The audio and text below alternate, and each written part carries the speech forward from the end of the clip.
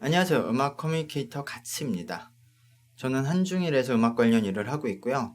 제가 어떤 평가를 하려고 하는 것이 아니라 저의 경험에서의 시각 그리고 설명을 해드리는 거기 때문에 그 점을 감안하고 봐주시면 감사하겠습니다. 같이. 네, 이제 드디어 이번 주 일요일에 방과후 설렘 본방 첫 화가 시작합니다. 이제까지 프리퀄 그 등교적 망설임이 있었고요. 제가 그거에 대해서 간단하게 리뷰를 했었는데 제가 커뮤니티 게시판에 올렸듯이 이 방과후 설렘의 입학시험과 지금 현재 찍어놓은 그 라운드 그 녹화 방송을 제가 다 현장 평가단으로서 참여를 하고 왔어요. 이전 이 방과후 설렘 리뷰 방송 때까지는 녹화 방송을 참여하기 전이었는데 지금은 제가 뭐 어떤 말을 하면 스포일러가 될 수 있기 때문에 최대한 그냥 지금 방송에서 공개된 사실로 한 번 더 상황을 정리를 해보려고 합니다. 먼저 이 방송은 크게 세 단계로 나뉘고 있는데요. 먼저 1차 오디션으로 이 멤버들을 뽑았고 멤버들을 한번 약 한 달 정도 트레이닝을 시킨 걸로 알아요.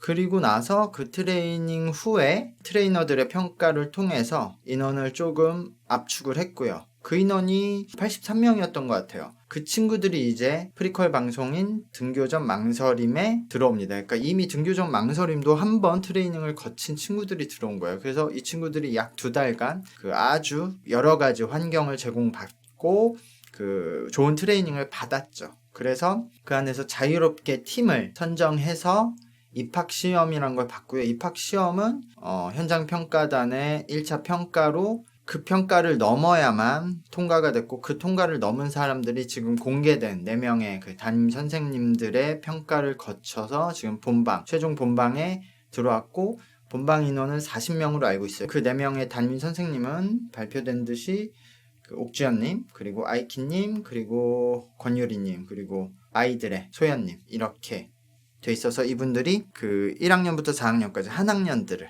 이제 맡아서 트레이닝을 하게 되는 거죠. 사실 일단 간단히 말하면 저는 꽤 흥미가 가는 방송입니다. 제가 초반에 리뷰할 때도 여러 가지 기대를 많이 이야기했는데요. 그 MBC에서 굉장히 투자도 많이 하고 그 엄청 제작진 분들이 많이 고민한 모습이 보여요. 제가 스포라서 뭐 자세한 설정은 말씀 못 드리겠는데 제가 이 방송의 그 시청률, 그러니까 결과, 반응이 전 궁금하게 되는 것이 이 방송은 어떻게 보면 지금 방송국이 할 수 있는 형식의 오디션 방송에서는 할 수 있는 걸 다 해보고 있다라는 느낌이 들어요. 그러니까 할 수 있는 거를 다 해보고 있다가 이렇게 긍정적인 게 아니라 좀 부정적으로도 긍정적으로도 양쪽을 다. 그러니까 뭐냐면 방송국은 어쩔 수 없이 환경상 엄청나게 각본과 대본이 잘 짜여 있어야 돼요. 수많은 사람들이 엄청난 금액이 투자되어서 하는 거기 때문에 어떻게든 그 당일날 녹화를 하거나 생방을 할 때 해결을 해야 되기 때문에 그 전에 몇 번의 리허설을 해보고 대본도 만들고 각본도 그러니까 아주 자연스러운 현상보다는 그래도 통제 가능한 그 상황을 만들어야 되거든요. 그러니까 그러다 보면은 지금 이제 유튜브 시대에 뭔가 자연스러움, 신선함이 떨어지는 건 어쩔 수 없죠. 그러니까 그 부분이 이제 지금의 10대 시청자분들이 어떻게 봐줄까 하는 그런 부분이 있어요. 그러니까 이 방송은 한마디로 말하면 엄청나게 짜여지고 진부한 대본 플레이 위에 좀 자극적이고 신선한 설정으로 승부하는 그런 상황입니다. 그러니까 이 대결 시스템, 멤버들이 선발되고 탈락되는 시스템이 굉장히 신선해요. 그런 시스템 외에 모든 뭐 멤버들의 캐릭터 뭐 말하는 거 그리고 진행 뭐 이런 게 너무 진부해요. 그래서 그 양쪽이 섞였을 때 어떻게 될까? 저도 굉장히 기대가 되는 방송이고요. 말씀드렸듯이 근데 저는 이거 제작진분들을 이해해요. 이제 방송국들이 할 수 있는 일이 많이 없잖아요. 유튜브에서 굉장히 큰 프로젝트들도 하고 있고 되게 거기는 자연스럽고 신선하고 그리고 그 스트리머들은 완전 생으로 하는 거잖아요. 대본 없이.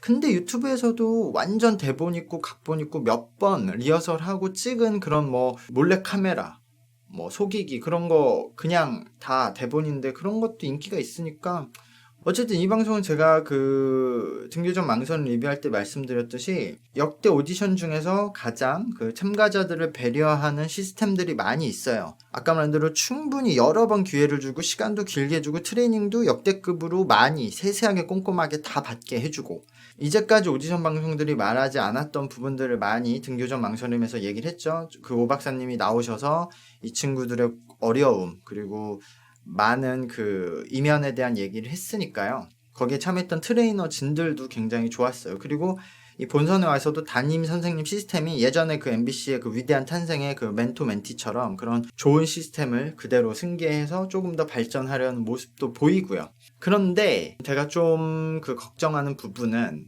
이렇게 되게 이면적인 모습, 다양한 모습, 그런 이야기들을 좋게 풀어내는 건 좋은데 시청자들이 저런 표면적인 얘기만 듣고 제작진들이 유도하는 대로 감동을 받고 이 방송에 동참해줄까? 이 부분이 저는 좀 기대되는 부분이에요. 오은영 박사님이 저는 실제로 이게 오은영 박사님의 무슨 그 컨설팅이나 상담을 해주는 방송이었으면 하고 싶은 질문들이 있었을 거라고 제가 생각이 되는데 그런 질문들이 다 나아가지 못한 채로 끝났어요. 왜냐면 이 방송이 그 오은영 박사님의 상담이 주가 아니기 때문에. 그러니까 예를 들어 이런 거죠. 여기서 뭐 명형서 학생이나 뭐 여러 학생들이 여러 번 그 아이돌에 도전해서 데뷔도 했다가 안 된 친구들도 있고 아예 데뷔 문턱에서 기획사에서 탈락되고 이런 친구들이 있는데 이런 친구들의 인생이 굉장히 힘들고 우리 생각보다 훨씬 많은 위험에 부딪히고 뭐 그런 얘기들이 나오거든요. 그런 모습을 보여주는 건 좋죠. 근데 그렇다고 하면 그렇게 이미 어려움도 경험했던 친구들이 왜 다시 도전하는가? 너는 왜 그런데도 아이돌이 하고 싶니? 라는 얘기까지는 못 나갔단 말이에요. 저는 항상 그게 궁금하거든요. 그래서 저는 나름대로 답을 가고 있어요. 직접 물어보기 때문에. 근데 저는 오은영 박사님도 그 자리에서 그게 물어보고 싶었을 거라고 생각하는데 방송은 그냥 이 친구들이 이렇게 고생을 하고 뒤에서 힘든데도 아이돌이란 꿈을 그 도전하기 위해 다시 도전한다. 그 눈물을 봐달라 해서 그쳤거든요, 얘기가. 근데 이거는 단편적인 예고. 그러니까 요 방송의 좀 흐름이나 대본이 다 요런 식이에요. 그러니까 어떤 좋은 시스템을 가지고 있고, 좋은 기획 의도를 가지고 그 편집된 장면을 보여주는데 거기가 좀 깊이가 없고 보여주는 데서 그치지 않았나 그런 장면들이 좀 많거든요. 제가 봤을 때는 지금 이런 유튜버와 스트리머 이런 자연스러운 이야기들 그런 생생한 화면들에 익숙한 친구들이 이렇게 뭔가 되게 속된 말로 억지 감동을 주는 스토리에 반응을 해줄까 라는 게 저로서는 그 나쁜 의미가 아니라 되게 흥미로워요. 저는 그럴 수도 있다고 보거든요. 그냥 이렇게 좋게 포장해주고 좋은 얘기만 해주는 걸 지금 대중들이 원할 수도 있다. 그래서 다만 그러함에도 제가 이 방송이 기대된다는 것은 그것들을 다 휘어잡을 수 있을 것으로 제가 기대하는 이 신선하고 좀 자극적인 시스템이 있어요. 그러니까 이걸 어떻게 한마디로 표현하냐면 이 친구들이 참가자들이 연습을 하고 트레이닝을 하고 무대에 올라오기 전까지는 이렇게 순한 방송이 없어요.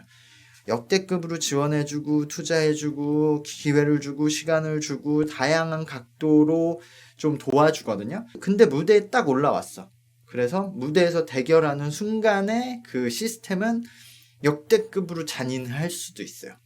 쇼미더머니보다 그 시스템만은 잔인해요. 그래서 사람들은 아무리 뒤에서 제작진들이 그렇게 노력을 했어도 보는 시스템이 자극하면 이게 되게 매운맛 방송이라고 볼 수 있거든요. 그 힘으로 재미있게 끌고 갈 수도 있지 않나라는 생각이 들어요. 그렇게 생각하면 진짜 제작진들이 대단한 점도 있는 거예요. 그러니까 어떻게 보면 되게 이상적인 구상을 하긴 한 거예요. 지금 방송가가 할 수 있는. 제가 계속 유튜브랑 비교하면서 뭔가 안 좋은 것처럼 얘기했지만 아까 처음에 얘기했듯이 어쩔 수 없거든요. 방송국은. 10시간 찍는 녹화에 엄청 큰 돈이 걸려있기 때문에 그거를 그렇게 짜여진 대로 할 수밖에 없거든요. 근데 그런 환경에서는 그래도 최고의 고민을 하지 않았나요? 그러니까 참가자들한테 최대한 실력 발휘를 마음껏 할 수 있고 높은 실력을 보여줄 수 있게끔 엄청난 지원을 하고 이제 무대에 세워서는 방송의 재미를 위해 자극적으로 가는 거죠.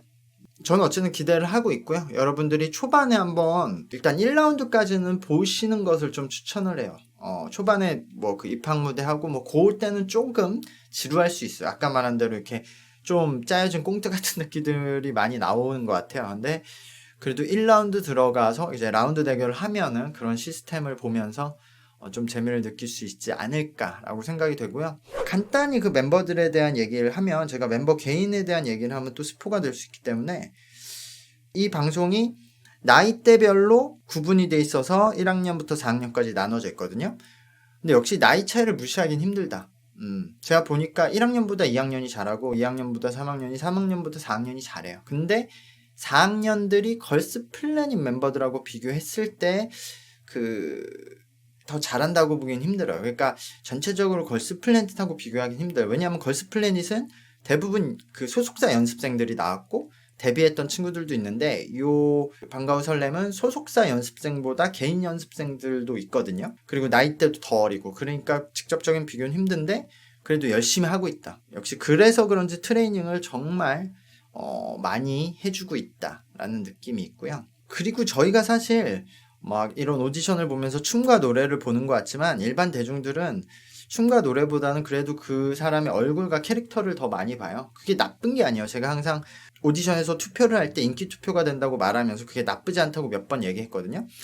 인기라는 게 되게 복합적인 그 결과물이에요. 우리가 어떤 사람을 좋아하게 되는 게 뭐 오디션 방송이라고 해서 노래나 춤을 보고 좋아하는 게 아니라 노래나 춤도 보고 그 사람의 얼굴, 캐릭터, 말하는 방식, 표정 뭐 종합적으로 보는데 그래도 제 경험상 그 사람의 얼굴과 캐릭터가 우선되는 경우가 많고 이것은 우리 인간이 가지고 있는 사람을 보는 방식이기 때문에 그것을 나쁘다고 할 수 없다고 저는 생각해요. 저희가 예를 들어 고양이를 좋아하면 뭐 고양이가 어떤 능력이 있어서 그 친구가 어떤 뭐 그 신체적 능력이 있어서 좋아하는 게 아니라 그냥 이쁘고 귀여워서 그렇게 많은 사람들이 미친 듯이 좋아하는 거잖아요.